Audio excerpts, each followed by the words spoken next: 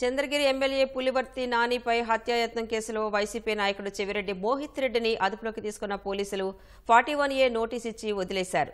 దుబాయ్కి వెళుతుండగా బెంగళూరు విమానాశ్రయంలో మోహిత్ రెడ్డిని అదుపులోకి తీసుకున్న పోలీసులు తిరుపతి ఎస్వీయు పోలీస్ స్టేషన్కు తరలించారు. ఈ కేసులో లుకౌట్ నోటీసులున్నా పట్టించుకోకుండా దుబాయ్కి వెళ్లేందుకు మోహిత్ రెడ్డి యత్నించారు.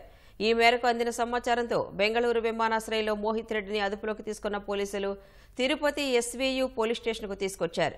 ఈ విషయం తెలిసి అనుచరులతో కలిసి అక్కడికి చేరుకున్న మోహిత్ తండ్రి మాజీ ఎమ్మెల్యే చెవిరెడ్డి భాస్కర్ రెడ్డి స్టేషన్ సమీపంలో బైఠాయించారు. ఆ తర్వాత మోహిత్ రెడ్డిని వదిలేయడంతో అక్కడి నుంచి వెళ్లిపోయారు. 2024 ఎన్నికల్లో చంద్రగిరి వైసీపీ అభ్యర్థిగా పోటీ చేసిన మోహిత్ రెడ్డి తెలుగుదేశం అభ్యర్థి పులివర్తి నానిపై హత్యాయత్నం కేసులో నిందితుడిగా ఉన్నారు.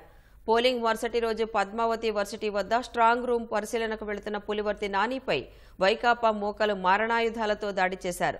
ఆయన గన్మెన్ డ్రైవర్ పైన దాడులకు తెగబడ్డారు.